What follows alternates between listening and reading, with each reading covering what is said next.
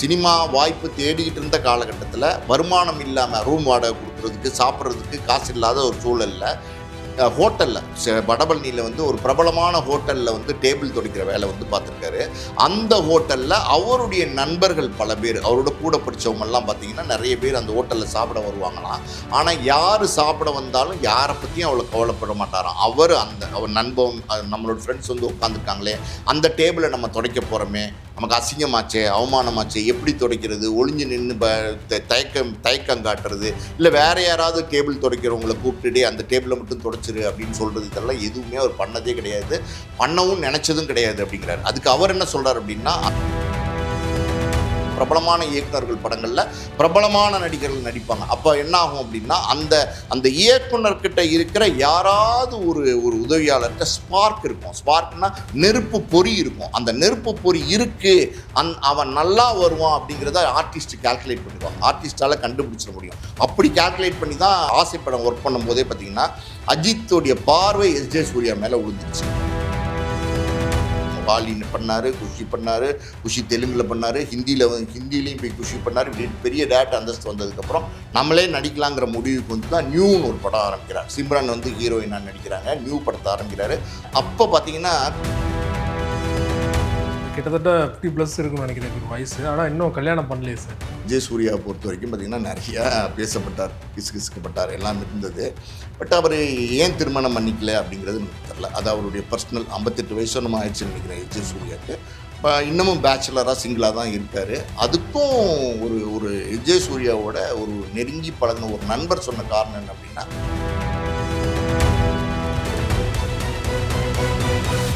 Media circle நேயர்களுக்கு வணக்கம். இன்றைக்கு நம்ம நேயர்களுக்காக ஆஸ்கர் மூவிஸ் தயாரிப்பாளர் பாலாஜி பிரபு அவர்கள் நம்மோடு நின்றுக்கான ரூல் பேசலாம். சார் வணக்கம். வணக்கம். தமிழ் சினிமாவோட முக்கியமான நடிகர்கள் பற்றி நம்ம தொடர்ச்சியாக பேசிட்டு வரோம். அந்த வருஷத்தில் இன்றைக்கு எஸ்.ஜே. சூர்யா பற்றி பேசலாம்னு நினைக்கிறேன். ஒரு இயக்குனராக அறிமுகமாகறாரு. அஜித், விஜய் 2 பேரை வச்சு பெரிய ஹிட்டு கொடுக்குறாரு. அதுக்கப்புறம் அவரே வந்து இயக்கி நடித்து நடிகராகவும் ஆகிறாரு. அதுக்கப்புறம் பார்த்தீங்கன்னா தமிழ் சினிமாவோட தவிர்க்க முடியாத வில்லனாகி முன்னணி ஹீரோக்கள் எல்லாத்துக்குமே வில்லனாக மாறிட்டார். So S J. சூர்யா பற்றி பேசலாம்னு நினைக்கிறேன். அவரை பற்றி சொல்லுங்கள் சார். எஸ்.ஜே. சூர்யா அப்படின்னா ஒரு பன்முகத்திறமை கொண்ட நல்ல கலைஞன். உண்மையாலுமே பார்த்தீங்கன்னா சினிமாவை ரொம்ப லவ் பண்ணுற ஒரு கலைஞன் எஸ்.ஜே. சூர்யா. எஸ்.ஜே. சூர்யா வந்து பார்த்திங்கன்னா இன்றைக்கி இவ்வளோ பெரிய உயரத்தில் இருக்கார் அப்படின்னா அது காரணம் வந்து முழுக்க சினிமா தான் அப்படின்னாரு. அந்த பேஷன் இருக்குது பார்த்தீங்களா, அதை முழுசாக நம்பினார். அதை நோக்கியே வந்து ஃபாலோ பண்ணி போயிட்டே இருந்தார். ஏகப்பட்ட கஷ்டங்கள், தடங்கல்கள், எத்தனையோ அவமானங்கள்லாம் இருந்திருக்கு எஸ்.ஜே. சூர்யாவுக்கு ஆரம்ப காலகட்டங்களில். ஆனால் எதை பற்றியுமே அவர் கேர் பண்ணல, எதையும் கண்டுக்க கூட கிடையாது. அப்படியே கடந்து போனார். அவர் நினைச்ச இலக்கை நோக்கி எஸ்.ஜே. சூர்யா வந்து பயணித்தார். அதனால தான் இன்றைக்கி ஒரு பெரிய வெற்றியை வந்து எஸ்.ஜே. சூர்யா கண்டிருக்கிறாரு. உண்மையிலே நீங்கள் சொல்கிற மாதிரி பார்த்தீங்கன்னா எஸ்.ஜே. சூர்யா தமிழ் சினிமாவில் இன்றைக்கி தவிர்க்க முடியாத ஒரு நடிகனாக மாறிட்டார். அதுவும் பர்டிகுலராக பார்த்தீங்கன்னா வில்லன் கதாபாத்திரம்லாம் அசால்ட்டாக பண்ணிட்டு போகிறார். வில்லன் கதாபாத்திரம் அப்படின்னா ஒரு காலகட்டத்தில் ரகுவரன் வந்து ரொம்ப பிரமாதமாக பண்ணுவார், கேஷுவலாக பண்ணுவார். எந்த கதாபாத்திரம் கொடுத்தீங்கனாலும் நடிக்கிறதே தெரியாது, ரொம்ப வித்தியாசமாக பண்ணிட்டு போவார். அதுக்கப்புறம் இப்போ ரொம்ப நாள் கழித்து பார்த்தீங்கன்னா எஸ்.ஜே. சூர்யா நடிக்கிற படங்கள்லாம் நீங்கள் பார்த்தீங்கன்னா அவருடைய டோனு, அவருடைய லாங்குவேஜ் எல்லாமே வித்தியாசமாக இருந்தால் கூட அவர் நடிக்கிறது தெரியாது. அவர் வந்து பார்த்தீங்கன்னா ரொம்ப யதார்த்தமாக வந்து அதை டெலிவரி பண்ணுவார். ரொம்ப யதார்த்தமாக வந்து அவர் நடிப்பார். அதாவது எஸ்.ஜே. சூர்யா அழுதாருன்னா ஆடியன்ஸும் அழுவாங்க, எஸ்.ஜே. சூர்யா சிரிச்சார்னா ஆடியன்ஸும் சிரிப்பாங்க. அது மாதிரி எஸ்.ஜே. சூர்யா அப்படின்னாலே வந்து ஒரு ஆடியன்ஸோட ஒரு கனெக்டிவிட்டியை ஏற்படுத்திட்டார். நீங்கள் வந்து எப்போவுமே ஒரு நடிகன் பெரிய இடத்துக்கு வர்றதுக்கு மெயினான காரணம் என்னென்னா மக்களுக்கு பிடிக்கணும். மக்களுக்கு பிடிக்கிற ஒரு நடிகராக வந்து எஸ்.ஜே. சூர்யா வந்துட்டார். இன்றைக்கி தமிழ் சினிமாவில் ஒரு முக்கியமான நடிகராக இருக்கார். ஆரம்பத்தில் நான் சொல்கிறேன், அவரே வந்து பேட்டியில் சொல்லியிருக்காரு. என்ன சொல்லியிருக்காரு அப்படின்னா, சினிமா வாய்ப்பு தேடிக்கிட்டு இருந்த காலகட்டத்தில் வருமானம் இல்லாமல் ரூம் வாடகை கொடுக்குறதுக்கு சாப்பிட்றதுக்கு காசு இல்லாத ஒரு சூழலில் ஹோட்டலில் வடபழனியில் வந்து ஒரு பிரபலமான ஹோட்டலில் வந்து டேபிள் துடைக்கிற வேலை வந்து பார்த்துருக்காரு. அந்த ஹோட்டலில் அவருடைய நண்பர்கள் பல பேர், அவரோட கூட படித்தவங்கெல்லாம் பார்த்தீங்கன்னா நிறைய பேர் அந்த ஹோட்டலில் சாப்பிட வருவாங்களாம். ஆனால் யார் சாப்பிட வந்தாலும் யாரை பற்றியும் அவ்வளோ கவலைப்பட மாட்டாராம். அவர் நண்பன் நம்மளோட ஃப்ரெண்ட்ஸ் வந்து உட்காந்துருக்காங்களே, அந்த டேபிளை நம்ம துடைக்க போகிறோமே, நமக்கு அசிங்கமாச்சே, அவமானமாச்சே, எப்படி துடைக்கிறது, ஒளிஞ்சு நின்று தயக்கம் காட்டுறது, இல்லை வேற யாராவது டேபிள் துடைக்கிறவங்களை கூப்பிட்டுட்டு அந்த டேபிளை மட்டும் துடைச்சிரு அப்படின்னு சொல்கிறது, இதெல்லாம் எதுவுமே அவர் பண்ணதே கிடையாது, பண்ணவும் நினச்சதும் கிடையாது அப்படிங்கிறார். அதுக்கு அவர் என்ன சொல்கிறார் அப்படின்னா, அந்த டேபிள் துடைக்கிற வேலைங்கிறது என்னுடைய வேலை, எனக்கு அது வேலையாக கொடுத்துருக்காங்க, அதுக்காண்டி நான் வந்து சம்பளம் வாங்குறேன், ஊதியம் வாங்குறேன் அப்படின்னும் போது அதுக்கு நான் உண்மையாக இருக்கணும், அது நான் உண்மையாக உழைக்கணும். அதில் என்ன அவமானம் இருக்குது, அதில் தப்பாக பார்க்குறதுக்கு என்ன இருக்குது, எப்படி யார் என்ன பார்த்தாலும் பார்த்துட்டு போகிறாங்க, என்னுடைய பார்வையில் பார்த்தீங்கன்னா நான் ஒரு வேலை பார்க்குறேன், அந்த வேலைக்கு நான் உண்மையாக இருக்கேன் அப்படின்னு சொல்லிட்டு நான் எதை பற்றி கவலைப்பட மாட்டேன், நான் வாட்டன் டேபிள் துடைச்சிட்டு நான் போயிட்டே இருப்பேன் அப்படின்னு வந்து அவர் பதிவு பண்ணியிருக்காரு. அந்த இடத்துல ஒரு விஷயத்த சொல்கிறார். அது என்ன அப்படின்னா, அது டேபிளா, அது டைரக்ஷனா, இசையா, கலையா, அம்மா அப்பாவா, கடவுளா, எல்லாம் ஒன்று தான் அப்படின்ற பார்வையில் தான் நான் பார்ப்பேன் அப்படிங்கிறத சொல்லியிருக்காரு. அதுதான் வந்து எஸ்ஜே சூர்யாவோட இவ்வளோ பெரிய வளர்ச்சிக்கு காரணமாக இருந்திருக்கு. ஆரம்பத்தில் சினிமா வாய்ப்புகள் கிடைக்கிறதுக்காண்டி நிறைய இடங்களில் போயிருக்காரு, எத்தனையோ இடங்களில் போயிருக்காரு. நடிக்கணும்னு தான் முதல்ல வந்திருக்கார். வந்தது என்னென்னா டைரக்ட் பண்ணணுங்கிற எண்ணத்தில் வரல, எப்படியாவது நடிகன் ஆயிடணும்னு தான் வந்திருக்காரு. ஆனால் வாய்ப்புகள் வந்து பெருசாக சினிமாவில் உடனேலாம் யாருக்குமே கிடைக்காது. இது எல்லாருக்கும் உள்ளதான். இன்றைக்கி பிரபலமாக இருக்கிற எல்லாருமே பார்த்திங்கன்னா ஒரு காலத்தில் கோடம்பாக்கத்தை வந்து சுற்றி சுற்றி கழுகு மாதிரி வட்டமிட்டு வாய்ப்புகள் தேடிக்கிட்டு இருந்தவங்க தான். வாய்ப்புகள் கிடைக்காம பல அவமானங்கள், கஷ்டம், வறுமை, துன்பம், சாப்பிடாமல் பல நாட்கள் இருந்தது, பட்னியாக இருக்கிறது, ஒரு ரூமை வந்து பார்த்திங்கன்னா 10 பேர் 20 பேர் ஷேர் பண்ணி தூங்குறது எல்லாமே இருந்திருக்கு. கோடம்பாக்கத்தில் உதவியாளராக வேலை பார்க்குறது, ஒரு கோடம்பாக்கத்தில் ஒரு நடிகனாக வரணும்னு முயற்சி பண்ணுறவங்களுக்கெல்லாம் பார்த்திங்கன்னா அது ஒரு தனி கதையே நம்ம சொல்லலாம். ஏன்னா வந்து பார்த்திங்கன்னா ஏகப்பட்ட துன்பங்கள் இருக்கும் சார். யார்கிட்டையுமே காசு இருக்காது, ஆனால் வந்து சர்வே பண்ணி ஆகணும், எப்படியாவது சாப்பிட்டாகணும். சாப்பிட முடியாத சூழ்நிலையில் பார்த்திங்கன்னா நண்பர்கள் 4 பேர் உதவியாளர்களாக இருப்பாங்க, எங்கேயாவது வேலை பார்த்துட்டு இருப்பாங்க, வேலை இருக்காது, ஜூனியர் ஆர்டிஸ்டாக இருப்பாங்க, வெறும் டீயை குடிப்பாங்க, ஒரு தம்மை வாங்கி பார்த்திங்கன்னா 4 பேர் ஷேர் பண்ணி அடிப்பாங்க, அப்படியே காலத்தையே கடத்துவாங்க, தண்ணி குடிச்சிட்டு படுத்திருப்பாங்க. இதெல்லாமே நடந்திருக்கும். அப்படி எஸ்ஜே சூர்யாவுக்கும் ஏகப்பட்ட கஷ்டங்கள்லாம் ஆரம்பத்தில் இருந்திருக்கு, சினிமாவை தேடி சினிமாவை நேசித்து வந்ததுனால. அதுக்கப்புறம் யாரோ ஒரு நண்பர் மூலமாக வந்து ஒரு வாய்ப்பு கிடைச்சிருக்கு. என்னென்னா டைரக்டர் வசந்த் கிட்ட உதவியாளராக சேர்றது ஒரு வாய்ப்பு கிடைச்சிருக்கு. ஆசை படம் வசந்த் டைரக்ட் பண்ணார். அந்த படம் வந்து நல்ல ஒரு ஹிட் படம். பிரகாஷ்ராஜ் அப்புறம் சுபலட்சுமி நடிச்சிருப்பாங்க. அஜித் வந்து அதில் ஒரு முக்கியமான கதாபாத்திரத்தில் நடிச்சிருப்பார். கிட்டத்தட்ட ஹீரோன்னு சொல்கிறதா அப்படின்னு தெரியாத அளவுக்கு ஒரு கதாபாத்திரம். அதில் வந்து அஜித் வந்து நடிச்சிருப்பார். சுபலட்சுமி, அஜித் 2 பேருமே லவ்வர்ஸ் அந்த படத்தில். ஸோ அந்த படத்தில் தான் இவருக்கு முதல்ல வந்து பார்த்திங்கன்னா ஒரு உதவியாளராக வேலை பார்க்குறதுக்கான வாய்ப்பு வசந்த்கிட்ட கிடைச்சிருக்கு. அந்த படத்தில் வேலை பார்க்கும்போது பார்த்தீங்கன்னா, அதான் நான் மறுபடியும் சொல்கிற விஷயம் என்னென்னா, எஸ்ஜே சூர்யாவை பொறுத்த வரைக்கும் பார்த்தீங்கன்னா எதையுமே அசிங்கமாக நினைக்கிறது கிடையாது. என்ன வேலையாக இருந்தாலும் பரவாயில்ல, எடுத்து போட்டு செய்கிறதுங்கிற ஒரு கேரக்டர். அவர் நினைக்கிறது என்னென்னா, நம்ம அந்த இடத்துக்கு வரணும், நம்ம உயரத்துக்கு வரணும், நம்ம நினைக்கிற இலக்கை அடையணும். அது மட்டும்தான் அவர் மனசில் இருந்திருக்கு. வேறு எதுவுமே அவர் மனசில் இல்லாத ஒரு சூழலில் பார்த்தீங்கன்னா, அவர் வந்து பார்த்தீங்கன்னா அங்கே இருக்கிற செட்டில் இருக்கிற எல்லா வேலையும் பண்ணுறது. ஒரு கார்பெண்டர் செட்டு வேலை முடிக்கலை, ஒரு 2 ஆணி அடிக்கணும்னு இவர் போய் உட்காந்து நான் அடிச்சு தரேன்னே, ஹெல்ப் பண்ணுறேன்னே, சொல்லுங்கண்ணே, சீக்கிரம் முடிக்கணும்னே, செட்டு அடுத்த ஷாட்டுக்கு வேணும்னே அப்படின்னு சொல்லி இவர் அந்த கார்பெண்டரோட போய் உதவி செய்கிறது.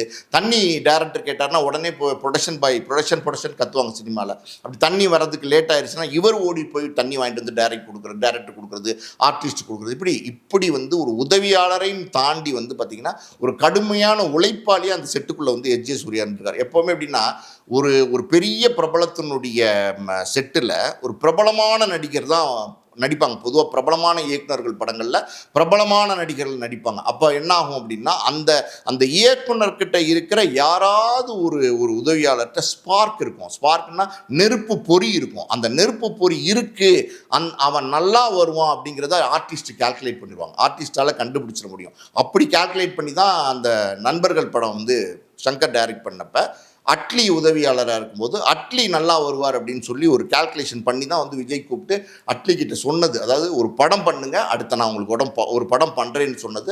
அவர் ஒரு படம் ராஜா ராணின்னு பண்ணிவிட்டு அடுத்து விஜய் கிட்ட போனார், படம் பண்ணி கொடுத்தாரு. விஜய் வந்து பார்த்திங்கன்னா தெரி படம் வந்து அட்லி கொடுத்தாரு. இன்றைக்கி அதுக்கப்புறம் 2-3 படம் விஜய் தொடர்ந்து பண்ணார். இன்றைக்கி அட்லி வந்து பார்த்திங்கன்னா இன்றைக்கி வந்து பாலிவுட்டில் வந்து பெரிய ஒரு நம்பர் 1 கலெக்ஷன் பண்ணக்கூடிய ஒரு படம் ஷாருக் கானை வச்சு எடுத்து சக்ஸஸ் பண்ணார். அதே மாதிரி பார்த்திங்கன்னா இன்றைக்கி வந்து ராக்கா அப்படின்ற ஒரு படத்தை வந்து பார்த்திங்கன்னா அல்லு அர்ஜுனை வச்சு 900 கோடி பட்ஜெட்டு சன் பிக்சர்ஸ் தயாரிக்கிறாங்க, சாய் அபேங்கர் மியூசிக்கில் பண்ணிகிட்டு இருக்கார் அப்படின்னா.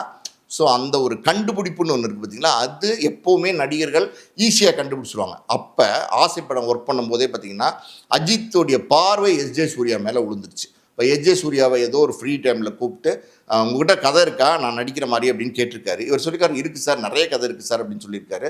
சரி ஒரு நாளைக்கு நம்ம கதை கேட்போம், பண்ணுவோம், இந்த படம் முடியட்டும் அப்படின்னு சொல்லியிருக்காரு. ஏன்னா அஜித் ஆசை படத்தில் நடிக்கும் போதே அஜித் வந்து ஒரு பெரிய ஹீரோ கிடையாது. அப்போ தான் வந்து அப்கமிங் ஹீரோவாக வந்துட்டு இருக்காரு. அது வான்மதி அப்புறம் அந்த மாதிரியான சில படங்கள்லாம் வந்துட்டு இருந்தது. நடுவில் ஒரு சின்ன பிரேக் வேற விழுந்துருச்சு. அஜித் வந்து அமராவதி படம் நடித்ததுக்கப்புறம் நடுவில் கொஞ்சம் முதுகுத்தண்டில் அடிபட்டு ஒரு பிரேக் விழுந்து அப்புறம் பவித்ரா அப்படி இப்படின்னு ஒரு சில படங்கள்லாம் நடித்தார். அதெல்லாம் கூட பெருசாக போகல. அப்போ தான் ஆசைங்கிற படம் வந்து வந்தது. ஆசைங்கிற படம் அது சாங்ஸ் எல்லாம் கூட தேவா மியூசிக் ரொம்ப நல்லாயிருக்கும். அந்த ஒரு அஜித்துக்கு ஒரு ஒரு நோன் பிக்சர், நல்ல ஒரு அஜித் அடையாளப்படுத்தின ஒரு படமாக ஆசை இருந்தது. ஸோ அந்த படத்தில் ஒர்க் பண்ணும்போது தான் அஜித்தோட ஒரு அறிமுகம் கிடைச்சி அஜித்து தான் வந்து இந்த வாய்ப்பை கூப்பிட்டு எஸ்ஜே சூர்யா கொடுக்குறாரு. அந்த வாய்ப்பை அஜித் கொடுத்தது இருக்குது பார்த்தீங்களா, அந்த படம் முடிஞ்சிருச்சு. அப்புறம் எஸ்ஜே சூர்யா வேறு பக்கம் போயிட்டார். வசந்தோட நேருக்கு நேர் படத்தில் ஒர்க் பண்ணிட்டு இருக்காரு. இப்படி ஏதோ நடந்துட்டு இருக்கும்போது அஜித் அடுத்தடுத்து வேறு படங்கள்லாம் பண்ண ஆரம்பிச்சிட்டார். தீனா இதுன்னு படங்கள்லாம் பண்ண ஆரம்பித்தார். அந்த காலகட்டத்தில் தான் பார்த்தீங்கன்னா இந்த வாய்ப்பு எஸ்ஜே சூர்யாவுக்கு வந்தது. அந்த வாய்ப்பு அஜித் வந்து எஸ்ஜே சூர்யா மேலே வச்ச நம்பிக்கை, அந்த நம்பிக்கை வர மாதிரி வந்து எஸ்ஜே சூர்யா தன்னுடைய உழைப்பை போட்டது, நேர்மையாக இருந்தது, தொழிலை நேசித்தது. அதுதான் அந்த வெற்றி அவர் கிடச்சிது. இந்த வாலிப்படம் வாய்ப்பே பார்த்தீங்கன்னா சார், அவர் வந்து நிறையா எப்படியாவது டைரக்ட் பண்ணணும் அப்படின்னு ஒரு ஸ்டேஜுக்கு மேலே பார்த்தீங்கன்னா நிறையா பேருக்கு கதை சொல்கிறார். நிறைய ஹீரோக்கெல்லாம் கதை சொல்கிறாரு. ஆனால் யாருமே வந்து சம்மதிக்கலை. இந்த வாலி கதையை எடுத்துக்கிட்டு எத்தனையோ பேர்கிட்ட வந்து கதை சொல்லியிருக்காரு.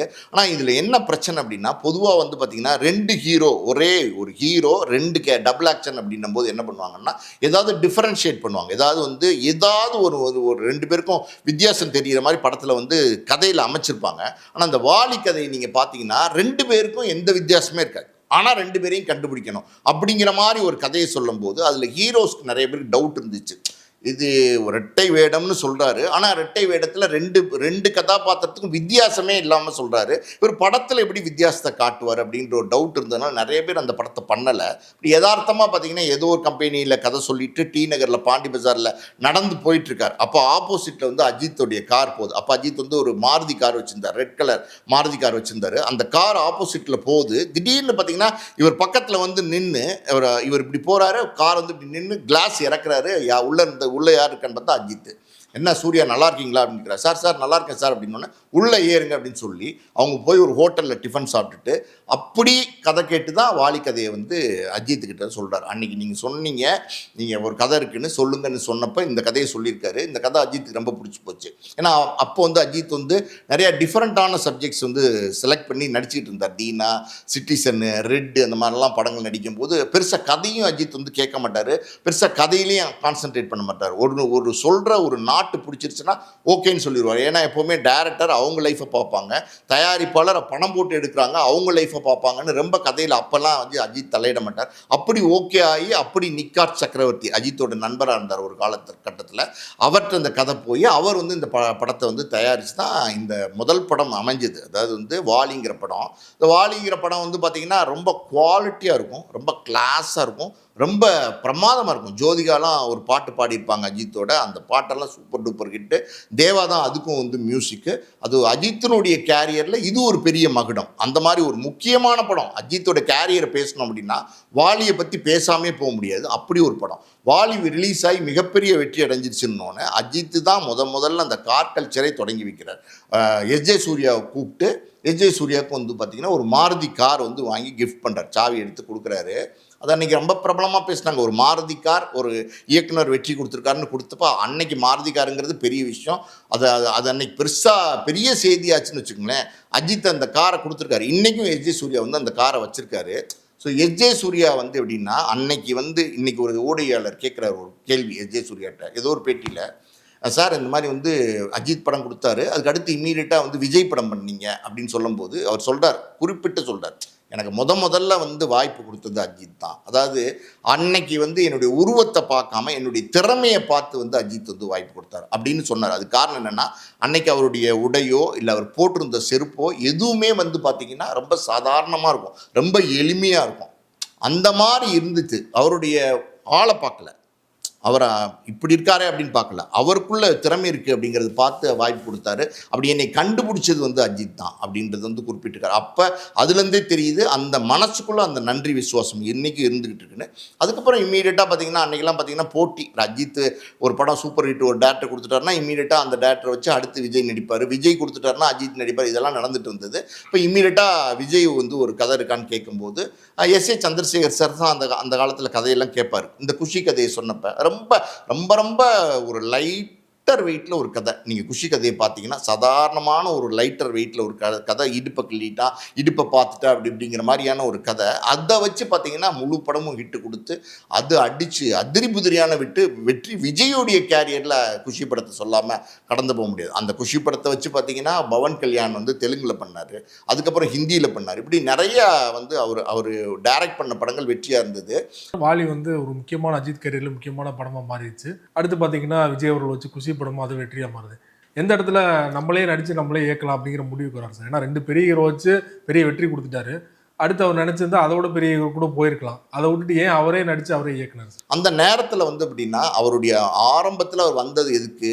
நடிக்கிறதுக்காண்டி வந்தார். ஸோ இப்போ நமக்கு ஒரு பெரிய டேரக்டருங்கிற அந்தஸ்து கிடச்சிச்சு. எப்படின்னா வாலி பண்ணார், குஷி பண்ணார், குஷி தெலுங்கில் பண்ணார், ஹிந்திலையும் போய் குஷி பண்ணார். இப்படி பெரிய டேரக்டர் அந்தஸ்து வந்ததுக்கப்புறம் நம்மளே நடிக்கலாங்கிற முடிவுக்கு வந்து தான் நியூன்னு ஒரு படம் ஆரம்பிக்கிறார். சிம்ரன் வந்து ஹீரோயினாக நடிக்கிறாங்க, நியூ படத்தை ஆரம்பிக்கிறாரு.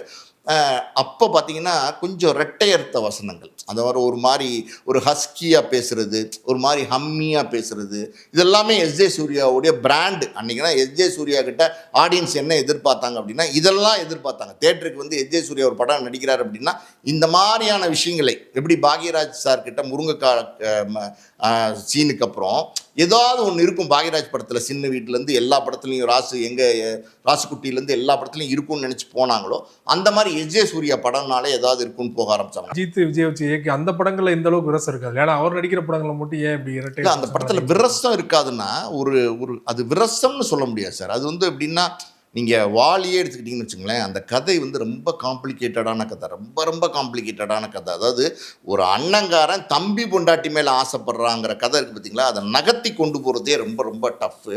இந்த இடத்துல ஒரு விஷயத்தை நம்ம சொல்லணும். அந்த படத்தோட பேர், அந்த இயக்குனரோட பேரெல்லாம் வேணாம். அந்த இயக்குனர் என்னோட நண்பர், அவர் சொன்ன ஒரு தகவல் என்ன அப்படின்னா, ஒரு அக்காவோட புருஷன் மேலே தங்கச்சிக்காரி வந்து ஆசைப்படுவா. ஒரு படம் வந்துச்சு, ஒரு பாப்புலரான படம்.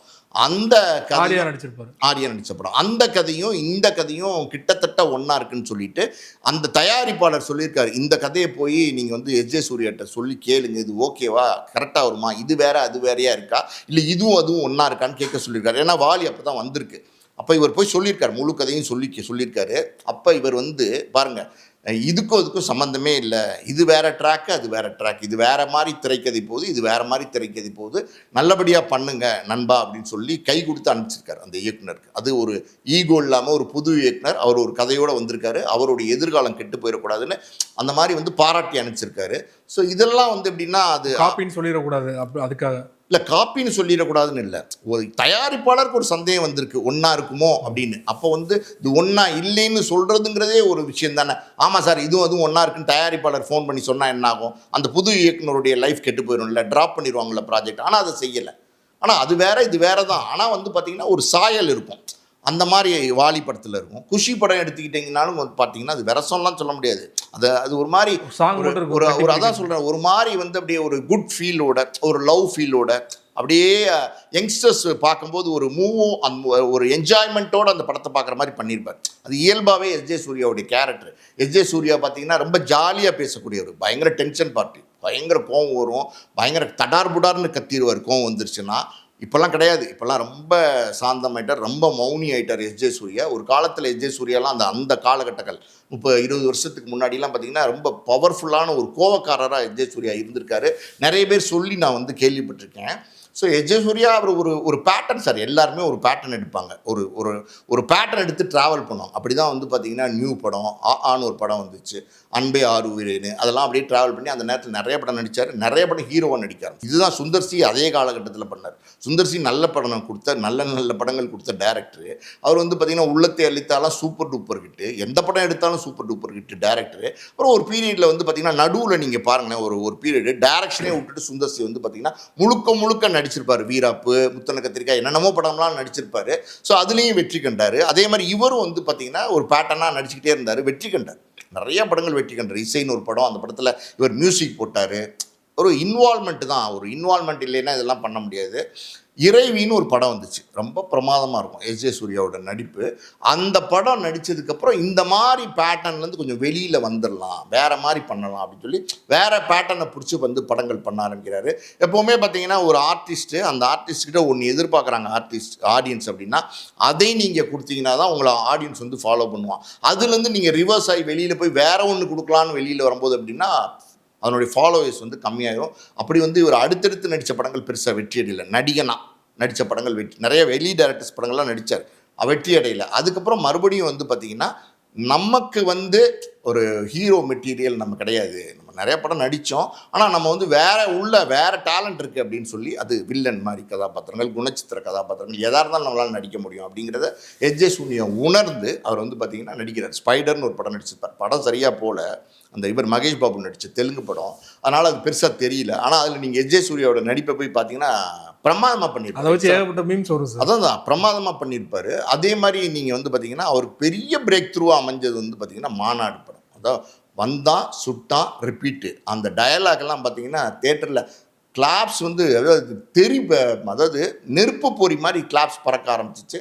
அந்தளவுக்கு வந்து அந்த படத்தில் மாநாடு படத்தினுடைய மிகப்பெரிய ப்ளஸ்ஸு, ஒரு பக்கம் சிம்பு அவர் பெரிய ஆக்ஷன் ஹீரோ, பெரிய ரசிகர் கூட்டம் உள்ளவர், ஆனால் அவருக்கு ஈக்குவலாக பார்த்தீங்கன்னா அந்த கேரக்டர் வந்து ஷோல்டர் பண்ணிப்பார். ஒரு கேரக்டர் தூக்கி நிறுத்துறது இல்லை, அதை வந்து எஸ்.ஜே. சூர்யா வந்து தூக்கி நிறுத்திப்பார், அப்படியே அடித்து தும்சம் பண்ணியிருப்பார். அந்த கேரக்டர்லாம் எஸ்.ஜே. சூர்யாவோட லைஃப் டைம் கேரக்டர், அந்த கேரக்டர் மாநாடு கேரக்டர். அதுக்கப்புறம் பெரிய பேர் வந்துருச்சு.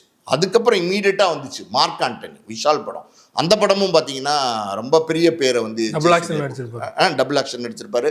மிகப்பெரிய பேர் ஆதிக் ரவிச்சந்திரன் டைரக்ஷனில், அது ஆதிக் ரவிச்சந்திரனுக்கு ஒரு பேரை கொடுத்துச்சு. அப்புறம் தான் அஜித் வந்து படம் குட் பேட் அக்லி படம் கொடுத்தாரு, இப்போ வந்து டேர் டெவில் பண்ணுறாரு. ஸோ அது ஒரு படம் ஹிட் ஆயிடுச்சு. மெர்சல் படம் வந்து விஜயோட வந்து ஈக்குவலான ஒரு வில்லனாக நடிச்சிருப்பார். அதுவுமே இவருடைய முக்கியமான படம். டான் படத்தில் ஒரு கேரக்டர் நடிச்சிருப்பார், அது முக்கியமான கேரக்டர் நடிச்சிருப்பார். நிறைய படம் எஸ்.ஜே. சூர்யா வந்து நிறைய படங்களில் நடிச்சிருப்பார். நல்ல படங்கள், எல்லாமே நல்ல படங்கள், நல்ல கதை தேர்வு. எஸ்.ஜே. சூர்யாட்ட வந்து இயல்பாக அவரே கதை எழுதக்கூடியவர், திரைக்கதை அமைக்கக்கூடியவர், அவரே ஒரு இயக்குனராக இருக்கிறதுனால அவரால் நல்ல படங்களை தேர்ந்தெடுக்கவும் முடியுது. நல்ல கதை எதுங்கிறத கால்குலேட் பண்ணி தேர்ந்தெடுக்கிறதுங்கிறது ஒரு நடிகனுடைய கேரியரில் ரொம்ப முக்கியம். அந்த கால்குலேஷன் அது வந்து எஸ்.ஜே. சூர்யா வந்து பண்ணி கரெக்டாக கதைகளை வந்து தேர்ந்தெடுத்து ரொம்ப பிரமாதமாக, அதான் சொல்கிறேன்ல, எஸ்.ஜே. சூர்யா அப்படின்னா அது ஒரு வேறு மாதிரி ஒரு ஹைட்டுக்கு படம் பண்ணிட்டு இருக்காரு. அவருக்கு பெரிய டேலண்ட். அதான் சொல்கிறேன்ல, நம்ம மறுபடியும் வந்து பதிவு பண்ணுற ஒரு விஷயம் என்னென்னா, ஒரு இலக்காக இருந்தார் சார், ஒரே இலக்கு. நம்ம சினிமாவில் ஒரு பெரிய வெற்றி அடையணும். அது ஒரு நடிகனாக, ஒரு இயக்குனராக பாருங்கள், ஒரு இசையமைப்பாளராக, ஒரு பாடகராக, ஒரு தயாரிப்பாளராக, பன்முகத்திறமை கொண்ட ஒருத்தராக வந்து சினிமாவில் இன்றைக்கி அடையாளம் வந்து கண்டுக்கிறாங்க எஸ்.ஜே. சூர்யா அப்படின்னா. ஏகப்பட்ட விமர்சனங்கள் வந்தது, நடுவில் ஏகப்பட்ட தோல்விகள் வந்தது, ஏகப்பட்ட கஷ்டங்கள் வந்தது, ஃபைனான்ஷியல் ஸ்ட்ரகிளாக இருந்தது. அந்த ஆன்னு ஒரு படம் எடுத்தார்ல, அதிலெல்லாம் எஸ்.ஜே. சூர்யாவுக்கு வந்து நஷ்டம் ஏற்பட்டது. அந்த நஷ்டத்தை தாங்க முடியாமல் கடன்காரங்கள் தொல்லை, பிரச்சனைகள் எல்லாம் இருந்தது. ஆனால் அவருடைய எண்ணம் ஒன்றா தான் இருந்தது, அது நம்ம வெற்றி அடையணும், நம்ம ஜெயிக்கணும்னு நினச்சாரு. அது நேர்மையாக அதுக்காண்டி உழைச்சார், அதையே வந்து பின்தொடர்ந்தார். அதில் அந்த வெற்றி வந்து அவருக்கு கிடைச்சிருக்கு. நல்ல மனிதர், அதுதான் ரொம்ப முக்கியம். எப்போவுமே எப்படின்னா, ஒரு மனிதன் வந்து இயல்பாக நல்லவனாக இருந்தால் அந்த நல்ல குணங்கள் உள்ள மனிதனுக்கு வாழ்க்கையில் இறைவன் ஆட்டோமேட்டிக்காகவே நல்ல விஷயங்களை செய்வான். அப்படி நல்ல மனிதர். ஏன்னா இப்போ நம்ம வந்து ஒரு விஷயத்தை பதிவு பண்ணோம், என்ன அப்படின்னா, அந்த வாலி படத்துக்கு அப்புறம் அஜித் வந்து ஒரு மாருதி கார் வாங்கி எஸ்.ஜே. சூர்யா கொடுத்தான்னு சொன்னோம் இல்லையா. 2வது படம் குஷி பண்ணார்ல, குஷி மிகப்பெரிய வெற்றி படம், பிளாக் பஸ்டர் தானே. அந்த படத்தில் ஒரு பெரிய வெற்றி அடைஞ்சவொன்னே அதில் ஒரு பெரிய சம்பளம் எஸ்.ஜே. சூர்யா கொடுத்தாங்க. அந்த சம்பளத்தில் அவர்கிட்ட ஒர்க் பண்ணவங்க அப்போ 6-7 பேர் நினைக்கிறேன் உதவியாளர்கள், எல்லாருக்குமே பிராண்ட் நியூ புது பைக் வாங்கி கொடுத்தாரு. ஸோ இதெல்லாம் வந்து ஒரு நல்ல எண்ணம் இல்லைன்னா அதெல்லாம் வந்து பண்ண மாட்டாங்க. அதே மாதிரி நிறைய அவருடைய கூட இருக்கிற உதவியாளர்களுக்கு உதவி செய்கிறது, இந்த மாதிரி பல விஷயங்கள் உதவி மனப்பான்மையோடு செஞ்சுக்கிட்டு இருக்கிற ஒரு மனிதர். இப்போ கூட சவுத்தில் இறந்த மாரிமுத்து கூட அவருடைய உதவி. ஆமாம்மா, மாரிமுத்துன்றவரும் எஜே சூர்யாவும் நல்ல நெருங்கிய நண்பர்கள். ஏன்னா 2 பேருமே வசந்த்கிட்ட வந்து ஒன்றா உதவியாளராக வேலை பார்த்தவங்க. நல்ல ஒரு நெருங்கிய நட்பு இருந்தது, நெருங்கிய நண்பர். பல தகவல்களை வந்து மாரிமுத்து வந்து ஷேர் பண்ணியிருக்காரு. அதாவது வந்து எஜே சூர்யா பற்றி எனக்கு நல்ல நண்பர் மாரிமுத்து. ஒரு படம் பண்ணுறதா இருந்தது. நாங்கள் அந்த ஏதோ கண்ணும் கண்ணும்னு ஒரு படம் எடுத்தார். இந்த பிரசன்னா வச்சு ஒரு படம் எடுத்தார். அதுக்கு அடுத்து ஒரு படம் எடுக்கலான்னு தேனி பக்கம்னு ஒரு கதை சொல்லி டிஸ்கஷன்லாம் போச்சு. ஆனால் பண்ணலை, அந்த படம் ட்ராப் ஆயிடுச்சு. அந்த நேரத்தில் நிறைய விஷயங்கள் எஜே சூர்யா பற்றி பதிவு பண்ணியிருக்காரு. ஆனால் அப்போல்லாம் எஜே சூர்யா அவ்வளோ பாப்புலர் கிடையாது. எனக்கு தெரிஞ்சு 2008 இது இந்த சம்பவம்லாம். நிறைய விஷயங்கள் சொல்லியிருக்காரு. நிறைய பேருக்கு நிறைய உதவிகள் வந்து எஜே சூர்யா செய்வார் அப்படின்னு சொல்லியிருக்கிறாரு. ஸோ அதான் ஒரு நல்ல மனிதன் அது இந்த உயரம் அடைஞ்சிருக்கிறாருங்கிறது அது ஒரு பெரிய விஷயம் தான். கிட்டத்தட்ட 50+ இருக்குன்னு நினைக்கிறேன் ஒரு வயசு. ஆனால் இன்னும் கல்யாணம் பண்ணலையே சார். விஜய் சூர்யா பொறுத்த வரைக்கும் பார்த்திங்கன்னா நிறையா பேசப்பட்டார், கிசுகிசுக்கப்பட்டார், எல்லாம் இருந்தது. பட் அவர் ஏன் திருமணம் பண்ணிக்கல அப்படிங்கிறது நமக்கு தெரில. அது அவருடைய பர்சனல். 58 வயசு நம்ம ஆயிடுச்சுன்னு நினைக்கிறேன் விஜய் சூர்யாவுக்கு.